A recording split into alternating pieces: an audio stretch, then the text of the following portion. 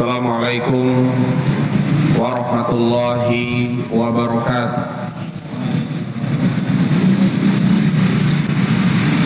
Innal hamdalillah nahmaduhu wa nasta'inuhu wa nastaghfiruh wa na'udzu billahi min shururi anfusina wa min sayyiati a'malina. May yahdihillahu fala mudilla lahu wa may yudlil fala hadiya lahu. Ashhadu an la ilaha illallah wahdahu la syarika lah wa ashhadu anna Muhammadan abduhu wa rasuluh la nabiyya ba'dah. Allahumma salli ala Muhammad wa ala ali Muhammad. Qala Allah ta'ala fil Qur'anil Karim, ya ayyuhan nasu ittaqu rabbakumul ladzi khalaqakum min nafsin wahidah wa khalaqa minha zawjaha wa batha minhuma rijalan katsiran wa nisaa'a wattaqullaha alladzi tasaaluna bihi wal arham innallaha kana 'alaikum raqiba. Wa qala an-nabiy sallallahu alaihi wasallam, fa inna asdaqal hadisi kitabullah wa khairal hadi hadi Muhammadin sallallahu alaihi wasallam wa syarrul umuri muhdatsatuha fa inna kulla muhdatsatin bid'ah. Wa qala an-nabiy fa inna kulla bid'atin dhalalah wa qala sallallahu alaihi wasallam finnar.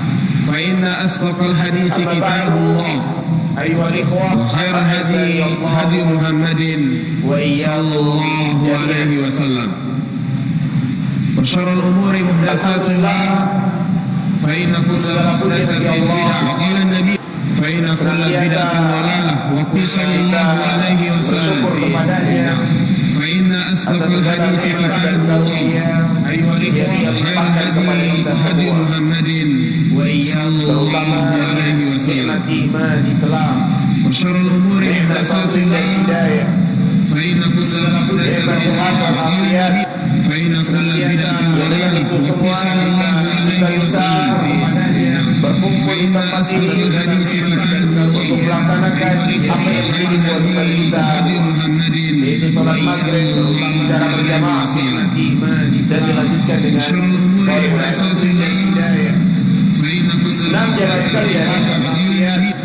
pada kesempatan yang berbarakah ini, insyaallah kita akan memulai kajian baru membahas kitab yang sangat penting untuk kita pelajari,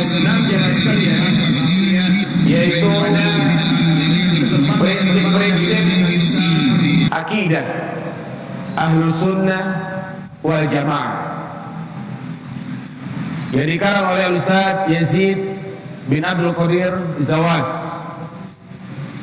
Subhanallah, kitab ini sangat bermanfaat dan syarat dengan faedah-faedah ilmu yang akan menjelaskan kepada kita tentang perkara-perkara akidah, hal-hal yang wajib untuk kita imani, yang wajib untuk kita yakini sebagai seorang muslim.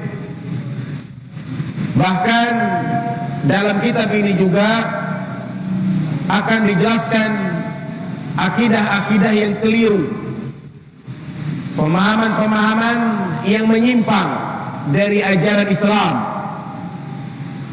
Tentunya apa yang beliau susun dalam buku ini bukan berdasarkan buah pikiran darinya, tetapi beliau hanya menukil, beliau hanya mengumpulkan dari kitab-kitab para ulama terdahulu yang didukung dengan dalil Al-Quran wa Sunnah.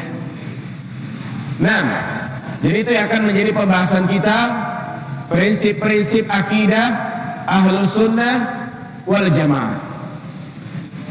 Namun sebelum kita menyampaikan mukaddimah dari kitab ini, sebagaimana kebiasaan para ulama-ulama terdahulu, di mana mereka sebelum membahas sebuah kitab, mereka mengingatkan dan menasihati tentang adab-adab yang perlu kita perhatikan di dalam menuntut ilmu. 6. Ada beberapa kewajiban kita terhadap ilmu ketika kita berada di majelis ilmu. Karena ilmu adalah suatu hal yang sangat mulia. Semua hal yang berkaitan dengan ilmu itu bernilai ibadah. Mulai kita mempelajari ilmu, mengamalkannya, menulisnya, mentadaburinya, mendakwahkannya, itu semua bernilai ibadah. Karena dengan ilmu inilah kita akan bisa membedakan mana yang baik dan yang buruk.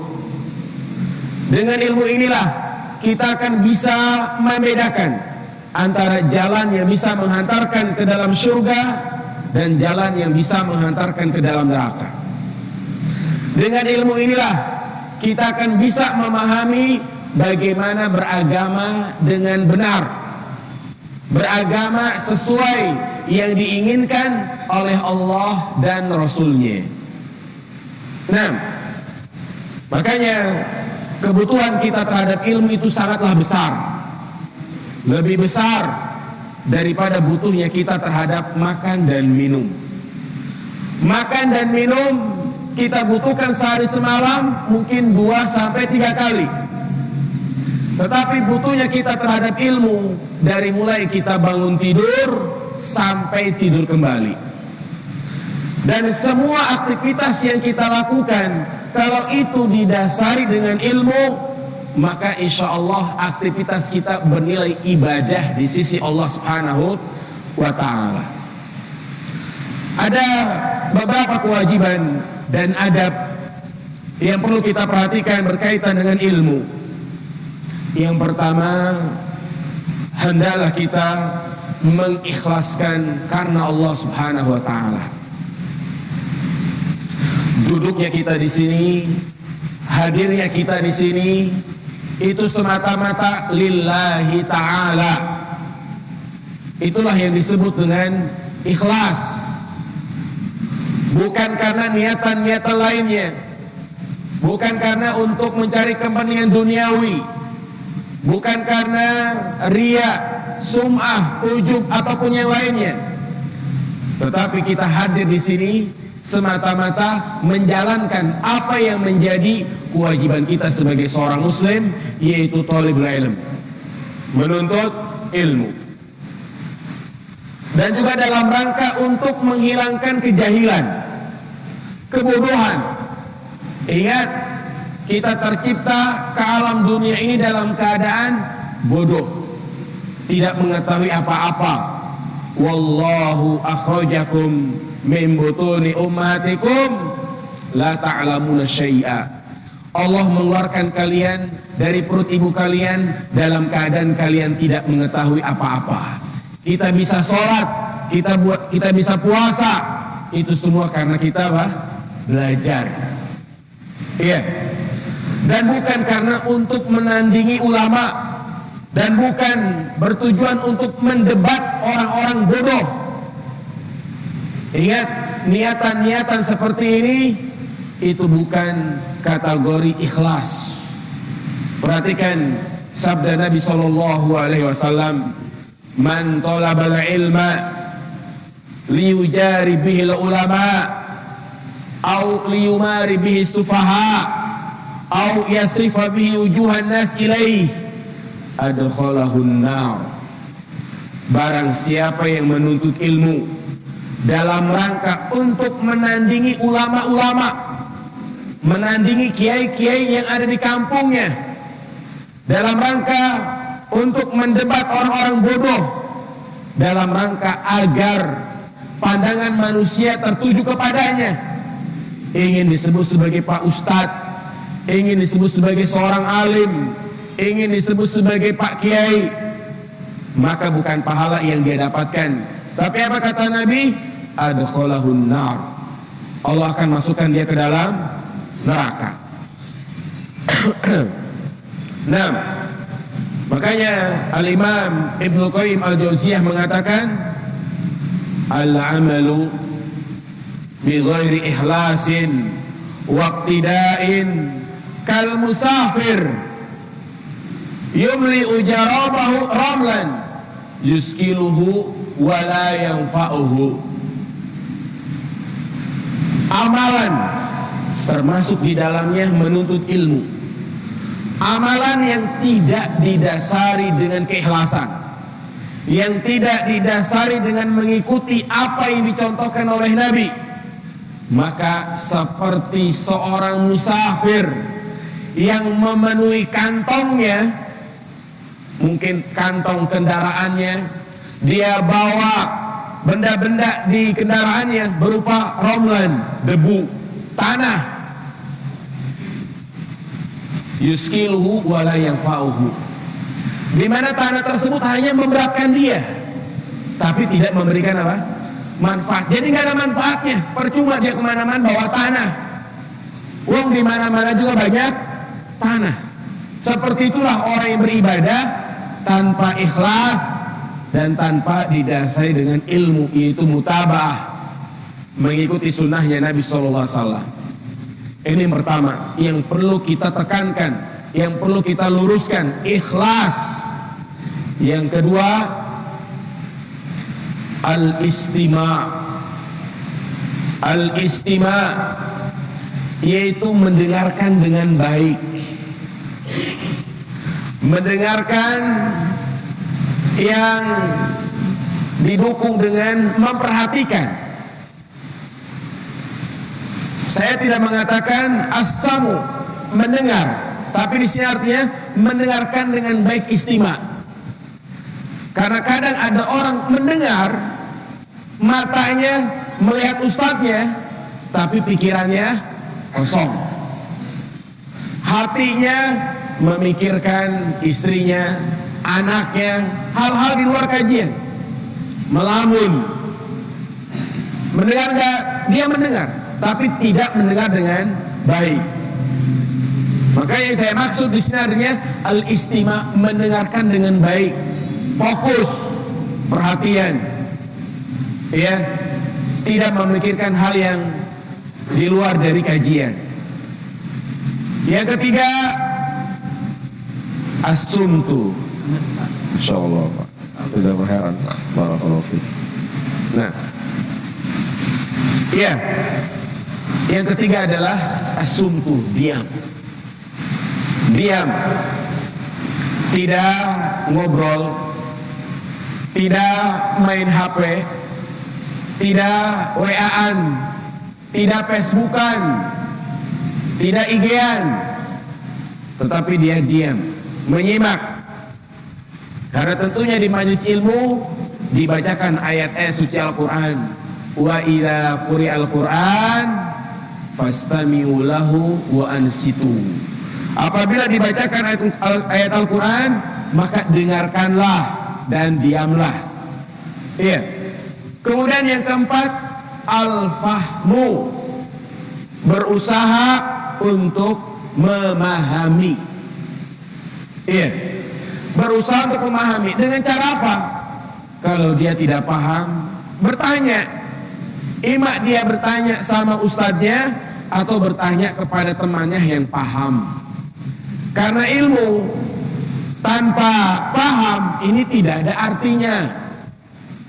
Ya, kita hadir kajian, menyimak tapi nggak paham, apa yang kita bawa pulang? Ya, jadi tujuan kita belajar selain kita menghafal juga memahami. Ini yang paling penting, al-fahmu. Makanya, ya, perintah dan doa Rasulullah SAW kepada sahabat Ibnu Abbas, yaitu agar diberikan pemahaman, bukan sekedar hafal, tapi memahami agama Islam secara mendalam. Yang kelima, al-kitabah, menulis. Jadi ngaji itu tidak hanya jiping, tahu jiping? Ngaji nguping, tetapi berusaha untuk mencatat apa yang disampaikan. Karena Rasulullah pernah menyampaikan dengan secara mauquf, qaidul ilma bil kitabah, ikatlah ilmu dengan tulisan. Dan dalam banyak tempat Rasulullah SAW menyuruh sahabat-sahabatnya untuk menulis apa yang disampaikan oleh beliau. Di antaranya beliau mengatakan, uktub fawalladhi nafsi biyadih ma kharaja minhu ilal haq. Tulislah, karena tidak ada yang keluar darinya, yaitu dari Muhammad, kecuali kebenaran. Apalagi kita adalah sebagai manusia yang memiliki tabiat lupa. Makanya kita disebut manusia. Manusia kan berasal dari bahasa Arab, manusia. Apa artinya nusia? Lupa. Ya, karena memang ini kita sering lupa. Maka agar tidak lupa adalah dengan menulis, sehingga bisa kita murojaah. Jadi ketika kita hadir di sini, itu seakan-akan kita sedang berburu. Yang namanya orang kalau sudah dapat buruan, diapain? Ya disimpan, dijaga, dikurungin, bukan dilepas. Makanya Imam Asy-Syafi'i mengingatkan, al-ilmu sayyidun wal kitabatu qayyiduh. Ilmu itu adalah buruan, dan mencatat adalah sebagai pengikatnya. Qaid sududaka bil hibalil wasiqah. Maka ikatlah buruanmu itu dengan ikatan yang kuat, yaitu dengan tulisan. Faminal hamaqati antasida gozalatan wa tatrukuha bainal khalaiqi taliqah. Maka termasuk kebodohan seseorang yang dia berburu kijang, rusa, habis dapat dilepas lagi. Seperti mancing apa itu? Mancing mania. Capek-capek mancing 1 jam 2 jam, dapat diapain? Dilepas lagi. Ya. Demikian pula kita dalam belajar, maka salah satu cara untuk mengikat ilmu adalah dengan menulis. Gak apa-apa sekarang mungkin tidak bawa buku, tapi kedepannya berusaha untuk mencatat apa yang disampaikan. 6.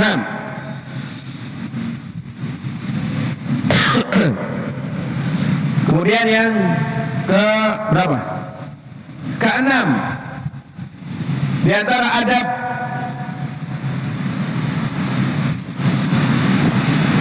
dalam belajar adalah al-amal, mengamalkan ilmu yang sudah kita dapat. Inilah tujuan kita belajar. Inilah tujuan kita menghadiri majlis-majlis ilmu, adalah mengamalkan apa yang sudah kita dapat.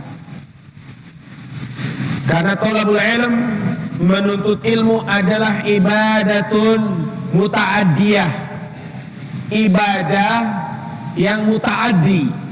Artinya kita semata-mata bukan hanya disuruh belajar, tetapi kita wajib untuk mengamalkan ilmu yang sudah kita dapat.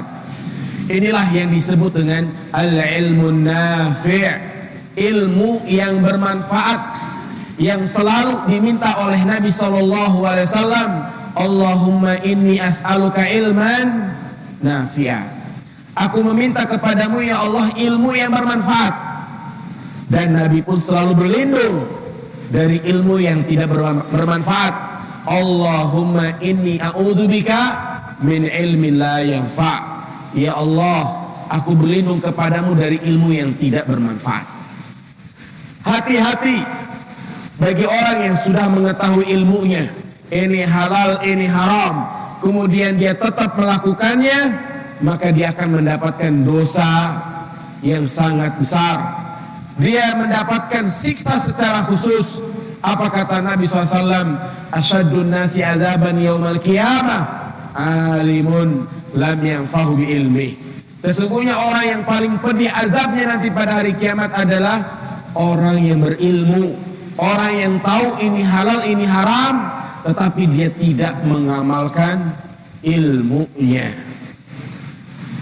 Iya. Kemudian yang ketujuh adalah setelah kita mengamalkan ad-dakwah, mendakwahkan apa yang sudah kita dapat, mengajarkan kepada orang lain, dan kita dahulukan orang-orang yang terdekat dengan kita. Siapakah mereka?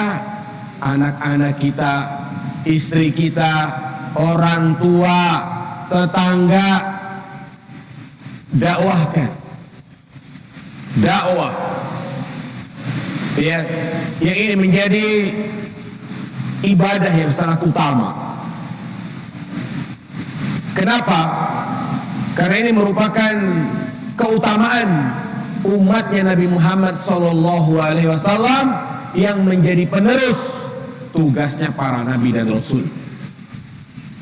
Allah Subhanahu wa taala telah menjadikan Rasul kita Muhammad SAW sebagai penutup para nabi. Lalu siapa yang meneruskan tugas para nabi dan rasul? Maka tidak ada lain kecuali kita sebagai umatnya. Dulu setiap kali Allah wafatkan nabi, maka Allah munculkan nabi yang lain. Nabi ini wafat, Allah munculkan nabi yang lain. Terus seperti itu pada setiap generasi. Tapi setelah nabi wafat tidak ada lagi yang meneruskan. Dan yang meneruskan adalah umatnya Nabi Muhammad SAW.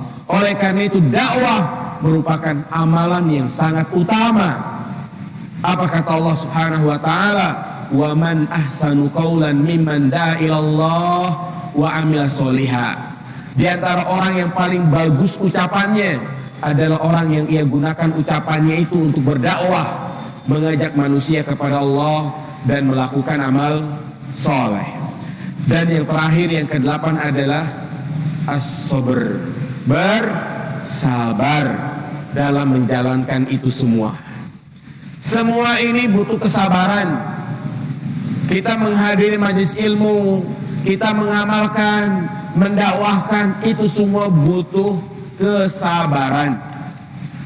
Pastinya kadang kita dalam mengamalkan ilmu ada banyak gangguan, baik gangguan dari syaitan, gangguan syaitan dari jenis jin, dan juga syaitan dari jenis manusia.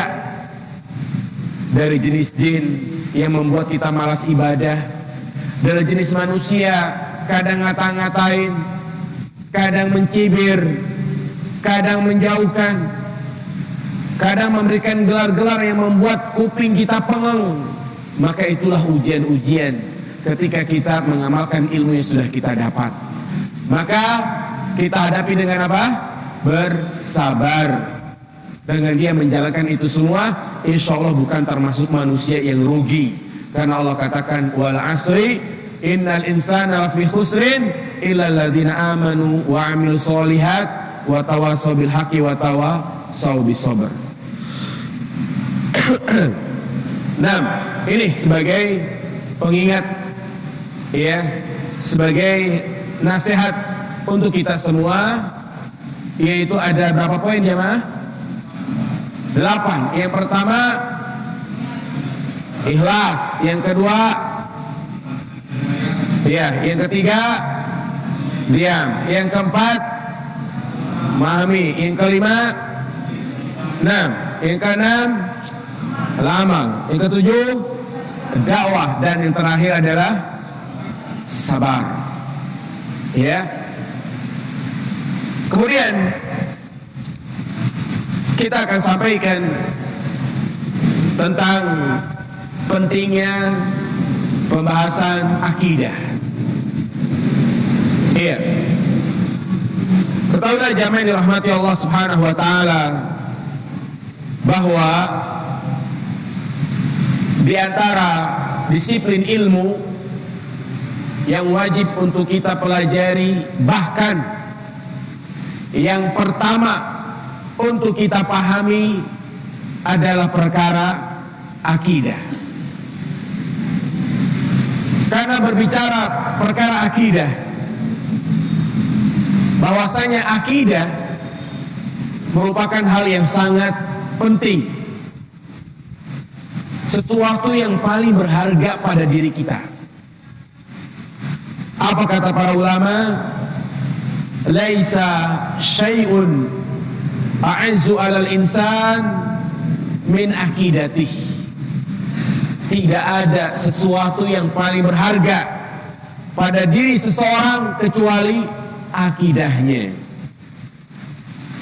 Seandainya seluruh harta kita habis, orang-orang yang kita cintai diwafatkan oleh Allah Subhanahu wa taala, jabatan kita di dunia dicabut, maka itu semua tidak ada apa-apanya dibandingkan dengan kehilangan akidah. Iya. Dan alhamdulillah kita ditakdirkan oleh Allah Subhanahu wa taala di atas akidah Islam. Dan ingatlah bahwasanya kita tidak hanya disuruh untuk berada di atas akidah Islam. Kita tidak hanya disuruh untuk memeluk agama Islam, tetapi yang terpenting adalah jangan sampai kita wafat dalam keadaan tidak beragama Islam. Artinya kita juga disuruh untuk istiqomah di atas Islam. Apa kata Allah Subhanahu wa taala? Wala tamutunna illa wa antum muslimun. Janganlah kalian mati kecuali dalam keadaan Islam.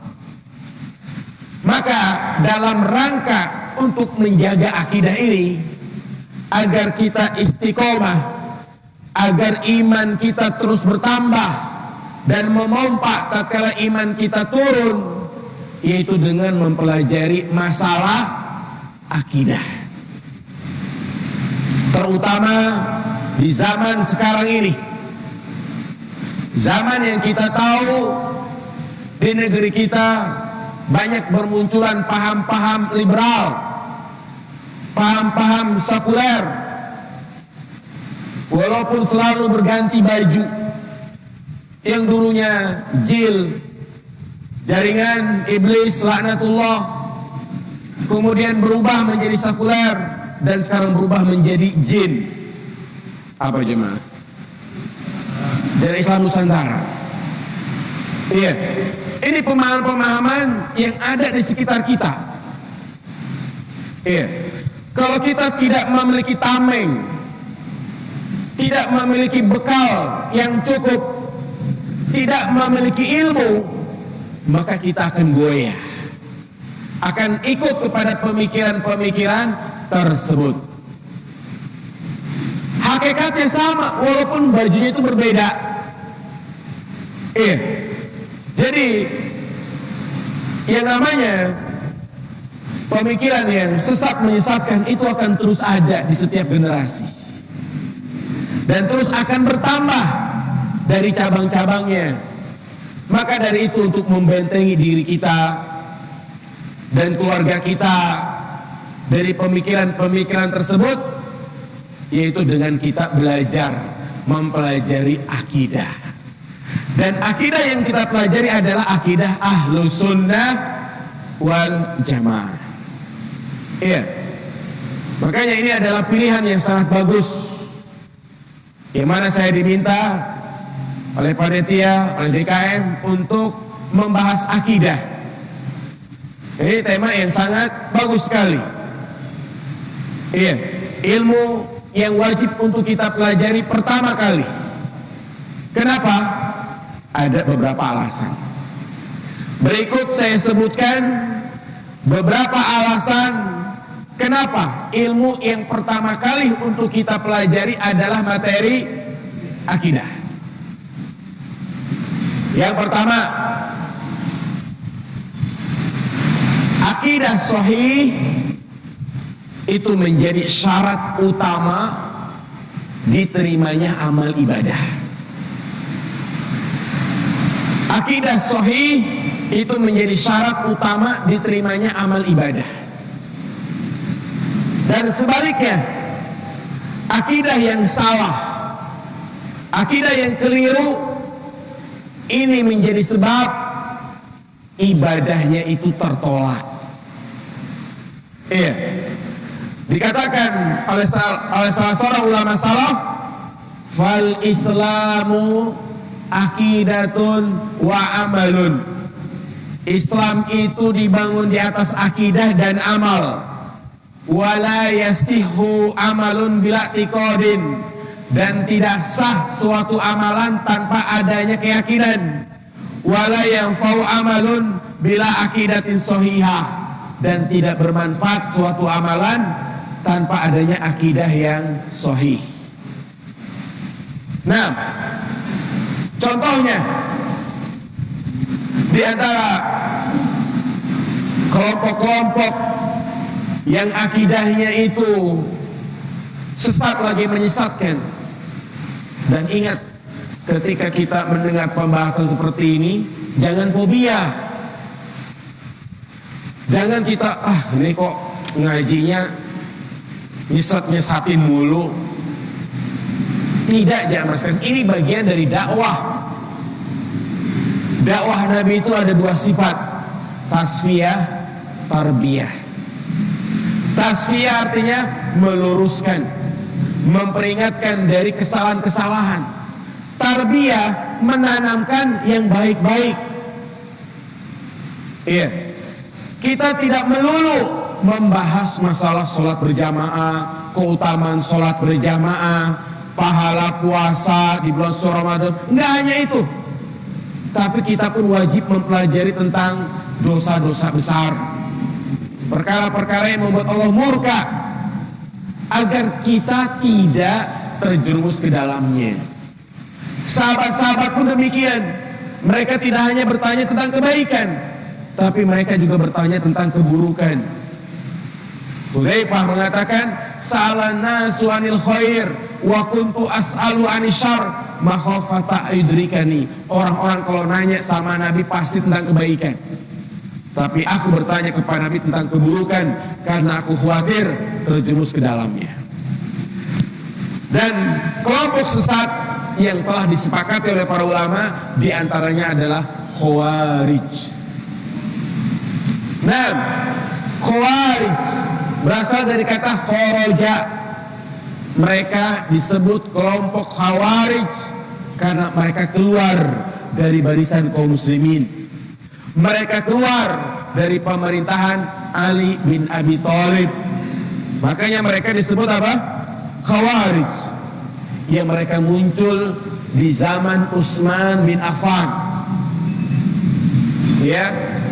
Dan pendirinya, pelopornya adalah Abdullah bin Saba, seorang Yahudi yang pura-pura masuk Islam, kemudian menghasut, menyurutkan api fitnah di tengah kaum muslimin, menebarkan berita-berita hoak, menebarkan berita-berita yang tidak jelas, isu-isu yang menjelek-jelekan pemerintah saat itu, hingga klimaksnya, ujungnya terjadi pemberontakan pada kekhilafahan Utsman bin Affan, dan Utsman pun dibunuh oleh mereka. Dan tidak sampai di situ. Ketika mereka hendak dikisos, mereka melakukan tipu daya. Mereka melakukan cara gimana ini agar kita tidak dikisos. Ketika terjadi pertemuan antara pasukan Ali bin Abi Thalib dan pasukan Aisyah, sudah damai, tapi ternyata orang-orang Khawarij tersebut sama menyurutkan api fitnah. Mereka menyerang ke arah pasukan Ali dan menyerang ke pasukan Aisyah, sehingga terjadinya perang saudara. Yang perang tersebut disebut dengan perang apa? perang Jamal. Siapa ini ulahnya? Khawarij. Iya. Yang mana mereka ini memiliki akidah yang sangat rusak, mengkafirkan sahabat Ali, Muawiyah, dan benih-benih pemikiran mereka ada di zaman sekarang. Di antara benih-benih pemikiran mereka adalah mengkafirkan pemerintahan kaum muslimin. Presiden dibilang togut, polisi togut, TNI togut, sehingga mereka pun menghalalkan darah kaum muslimin karena beranggapan bahwa negara ini tidak berhukum dengan hukum Islam. Ya, mereka ibadahnya luar biasa jemaah sekalian. Amal mereka luar biasa. Kita ini nggak ada apa-apanya. Tapi apakah ibadah mereka diterima? La. Justru Nabi menyebutkan tentang mereka, hum kilabun nar. Mereka adalah anjing-anjing neraka. Nabi SAW telah mengingatkan tentang mereka. Sayakhruju qaumun min ummati yaqra'una al-Qur'an laisa qira'atukum ila qira'atihim bisyai'in wala salatukum ila salatihim bisyai'in wala siyamukum ila siyami bisyai'in. Akan keluar suatu kaum di tengah-tengah kalian dari umatku, di mana mereka membaca Al-Quran, dan bacaan Quran kalian itu nggak ada apa-apanya. Mereka sholat, dan sholat kalian itu nggak ada apa-apanya. Puasa kalian nggak ada apa-apanya. Makanya ketika Ibnu Abbas nyamperin mereka untuk diajak diskusi, terlihat matanya itu sayu-sayu, di keningnya bekas sujud, sayu-sayu karena bergadang. Bergadang bukan nonton bola, bergadang tapi dalam rangka mengerjakan sholat malam. Iya. Mereka baca Al-Quran, tapi apa kata Nabi? La yujawizu imanum hanajurahum. Mereka baca Al-Quran tapi imannya tidak sampai kepada kengkongan. Artinya bacaan mereka tidak sampai ke tenggorokan mereka. Yamrukuna minad din kama yamruku sahmu minar ramiyah. Mereka tidak sadar keluar dari agama, seperti anak panah yang keluar dari busurnya. Apa kata Nabi SAW? Fa idza lakitumuhum faqtuluhum fa inna fi qatlihim ajran liman qatalahum. Nabi mengatakan, apabila kalian mendapati mereka, bunuhlah, perangilah. Bahkan Nabi mengatakan, sesungguhnya membunuh mereka itu merupakan pahala besar bagi kalian. Mereka rajin sholat, mereka rajin puasa, mereka rajin membaca Al-Quran, tapi nggak diterima. Kenapa? Karena akidahnya keliru, akidahnya sesat lagi, menyesatkan. Nah, kita jangan sampai seperti ini jamaah sekalian. Ya, ada lagi kelompok Ar-Rafidah yang mereka mengkafirkan sahabat setelah wafatnya Nabi SAW. Mereka anggap Al-Quran yang ada di sekarang ini adalah Al-Quran yang palsu. Bahkan mereka mengatakan imam-imam mereka itu maksum, seperti kemaksuman para nabi dan rasul. Mereka, ibadah mereka itu tidak diterima. Bahkan para ulama menyesatkan mereka. Kenapa? Karena akidahnya yang sesat lagi menyesatkan. Ini poin yang pertama. Kenapa kita perlu belajar apa? Akidah. Karena akidah sahih menjadi syarat utama diterimanya amal ibadah.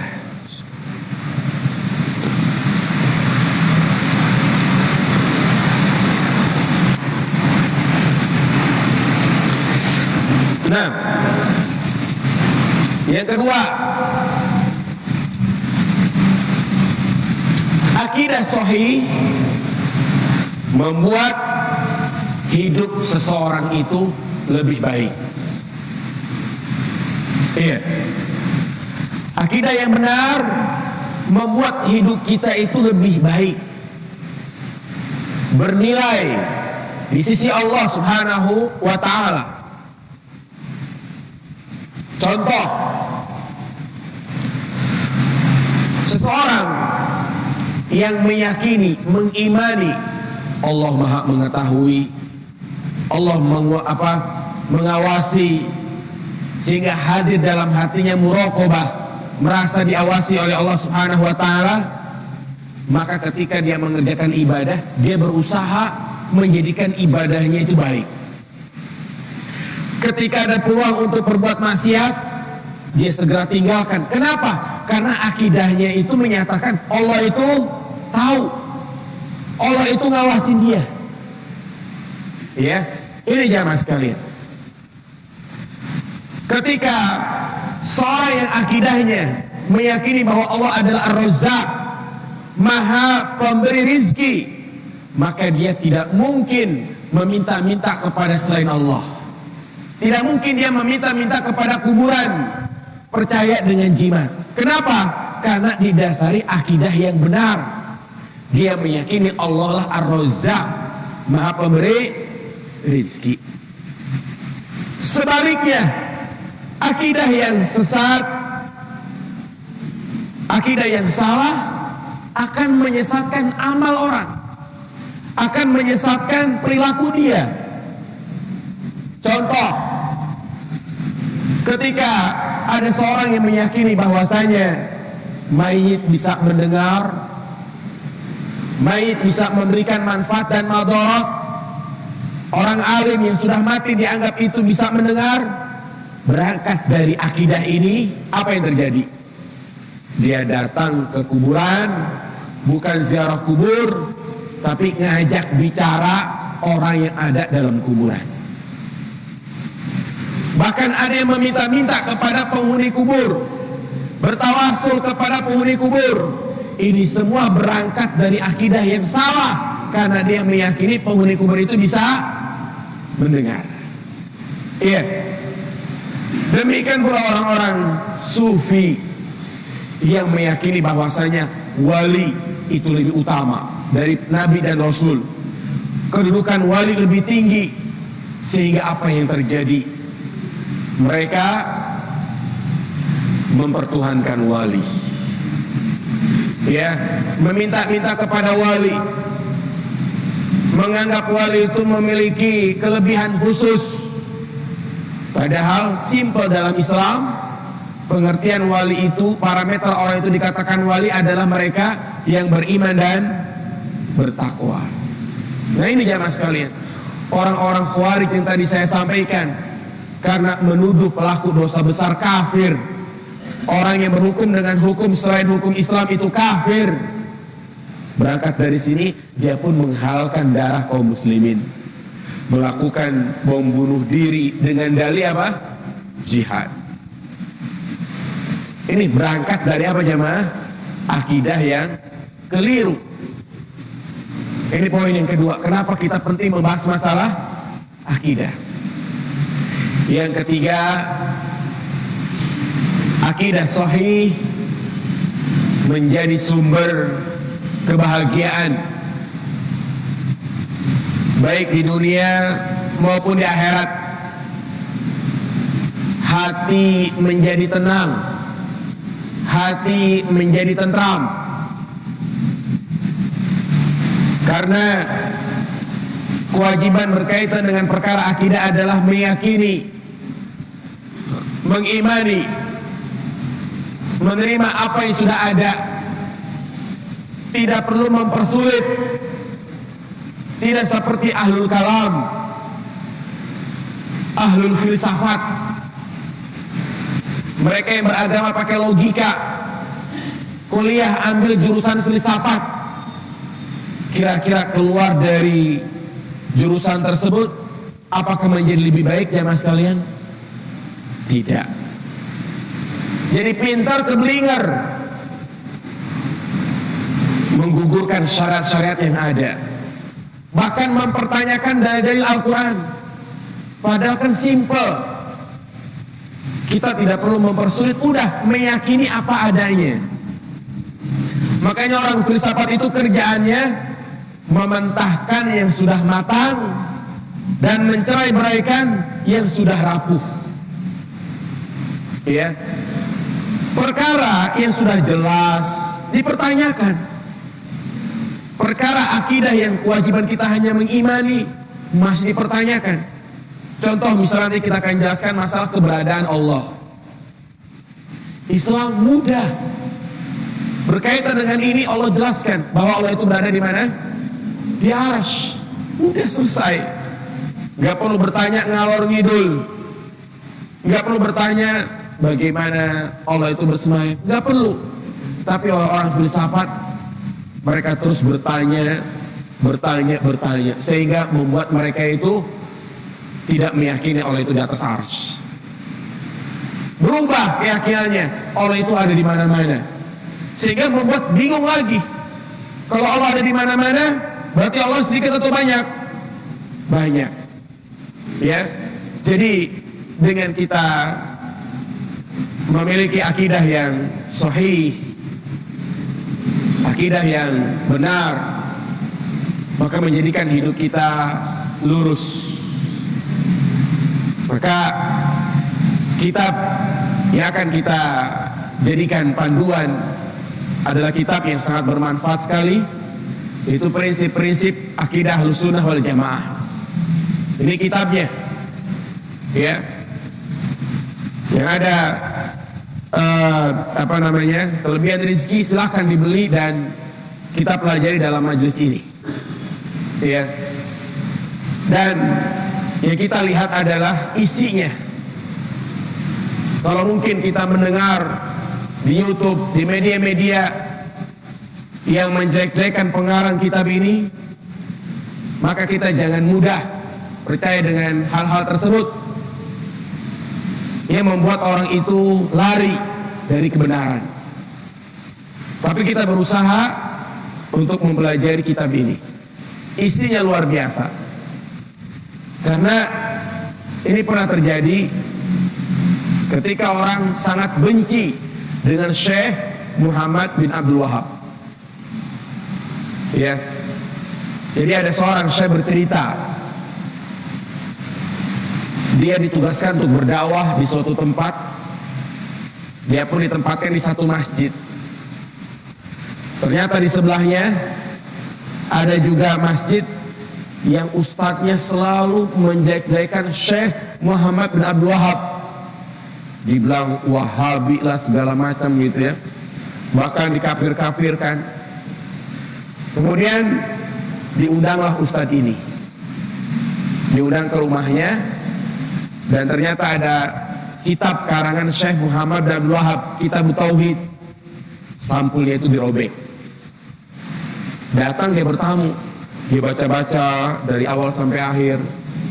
Kata dia, bagus amat nih buku ini, saya pinjam ya. Dipinjam. Dia nggak tahu siapa pengarangnya. Besoknya dikasih tahu pengarang kitab itu adalah Syekh Muhammad bin Abdul Wahab. Nggak percaya dia. Ketika dia datang ke toko minta kitab yang bagus itu ya, ternyata benar.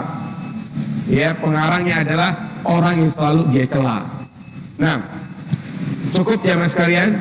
Insya Allah nanti kita lanjutkan pada Isya pertanyaan.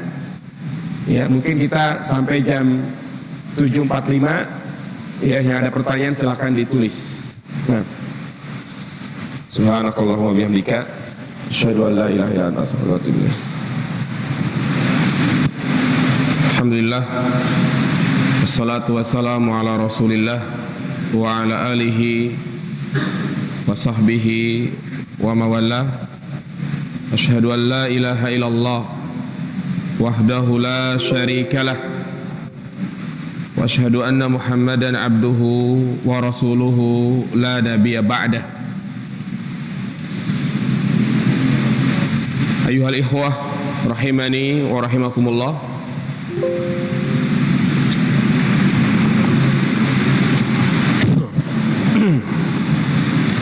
Itulah tadi kita sampaikan muqaddimah dari pembahasan kitab ini tentang pentingnya kita mempelajari akidah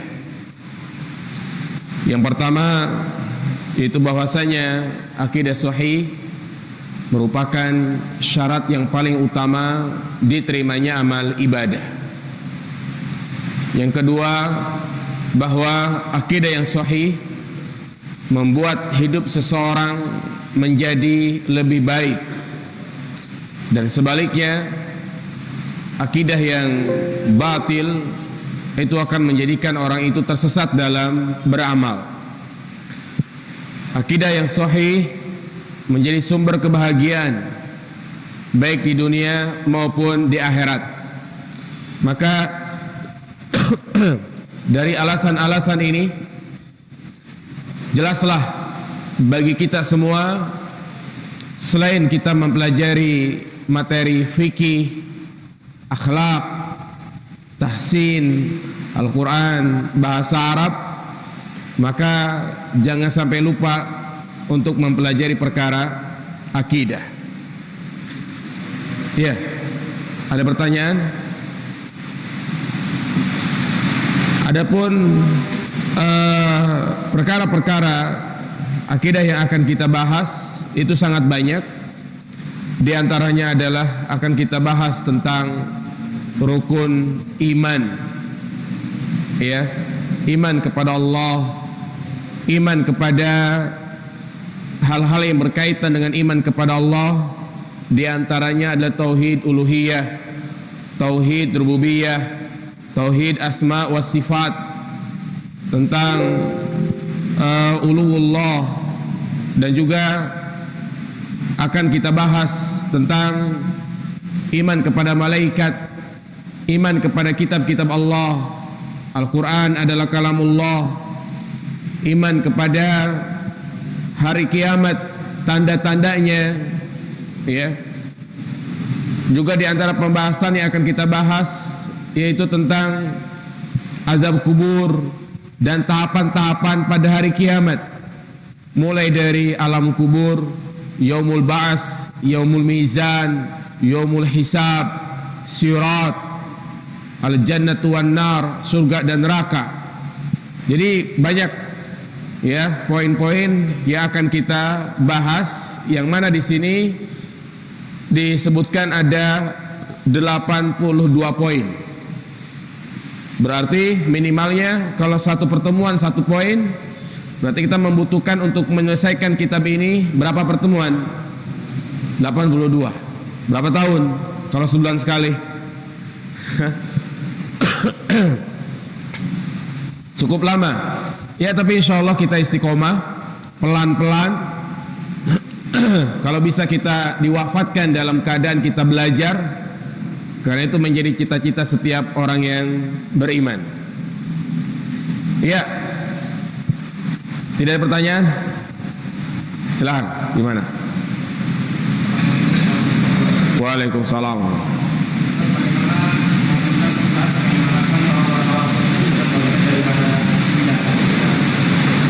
Tawasul Usuluddin.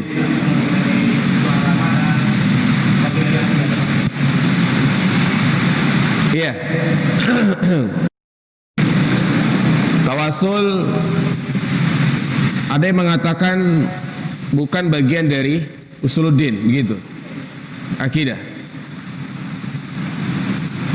Maka yang pertama, kalau dikatakan tawasul itu bukan dari bagian akidah, maka ini menyalahi banyak perkataan-perkataan para ulama.